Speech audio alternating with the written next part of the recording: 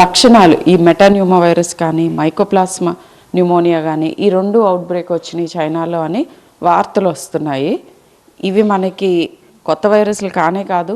In fact last 2 years treat చేసాము. వీటి లక్షణాలు ఎలా ఉంటాయంటే ఈ రెండిట్లోనూ హై ఫీవర్స్ రాకపోయినా కూడా దగ్గు జలుబు తీవ్రంగా రావటం, వీజింగ్ ఎపిసోడ్స్ రావటం, ఆయాస పడటం ఇలా ప్రజెంట్ అవుతారు ఎక్కువ మంది.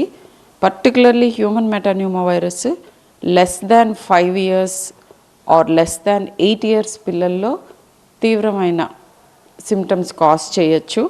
సో సెల్ఫ్ మెడికేట్ చేసుకోకుండా దగ్గు జలుబు కొద్దిగా ఆయాస పడుతున్నారు ఇబ్బంది పడుతున్నారు అన్నప్పుడు పిల్లల్ని హాస్పిటల్కి తీసుకొచ్చి చూపిస్తే వాళ్ళు డీహైడ్రేట్ అవుతున్నట్టు కానీ లేదా ఆక్సిజన్ లెవెల్స్ తగ్గుతున్నట్టు కానీ మాకు అనిపిస్తే ఇమీడియట్గా మీకు తగిన వైద్యం ఇస్తే ఇది భయపడాల్సిన ఆందోళన పడాల్సిన వైరస్ కాదు, కానీ నెగ్లెక్ట్ చేయకూడదు.